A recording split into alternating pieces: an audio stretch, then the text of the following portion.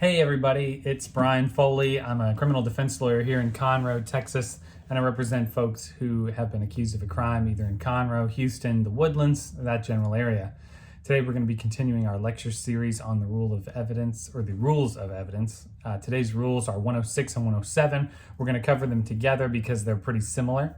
I'm going to read you the rules here to start, and then we'll go over what they mean. I may do a little more reading later on because I've got a case I wanted to talk to you about. Very interesting. You'll want to stay tuned for that. So, Rule 106, remainder of or related writings or recorded statements. If a party introduces all or part of a writing or recorded statement, an adverse party may introduce at that time any other part or any other writing or recorded statement that in fairness ought to be considered at the same time, okay? And then it says specifically that a writing or recorded statement includes depositions. Well, so what is this rule? It's what we'd call the rule of optional completeness.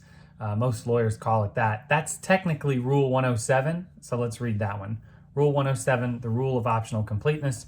If a party introduces part of an act, declaration, conversation, writing, or recorded statement, an adverse party may inquire into any other part on the same subject. An adverse party may also introduce any other act, declaration, conversation, writing, or recorded statement that is necessary to explain or allow the trier of fact to fully understand the part offered by the opponent. And that also includes a deposition. Not sure who was arguing about that before, but the rule makes it very clear it does include depositions. So when we look at rules 106 and 107, what we're really looking at is this rule of optional completeness. It's the anti-cherry picking rules, okay, in the Texas Rules of Evidence. So when I say cherry picking, I mean when somebody says, oh, well, here's a good statement in this document. I'm going to pretend like the rest of the document doesn't exist. I'm going to pick this good statement out, and then we're just going to talk about that. Well, lawyers hate that because that's like cheating. And if the rules here, 106 and 7, allow your opposing counsel, the lawyer opposite you, to really make you look pretty dumb. So the first part is Rule 106, where it says at that time. Remember how I paused on that? This means that if you show the jury misleading or incomplete evidence, and it's in an unfair way, then the opposing counsel gets to stop you in the middle of your questioning. Whoever the witnesses that you're questioning, that you asked about this document or whatever and read the misleading part and then just tried to move on, you're not going to get to question them anymore. Opposing counsel gets to question them. They get to point out why you're wrong, why you're misleading the jury, and then it goes back to you. And then they'll get to cross-examine again later on. But the rule actually allows the other lawyer to stop you dead in your tracks, call you out for being a liar at the moment, and then kick it back to you later. So a really interesting rule. But what is the scope of that?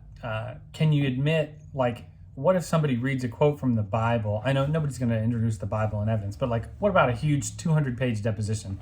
Do you get to admit all 200 pages when one side tried to admit like 3 pages? No. It's whatever in fairness ought to be admitted. And so my funny example here is if somebody's trying to admit the phrase "judge not lest ye be judged" from the Bible, you probably don't get to admit all of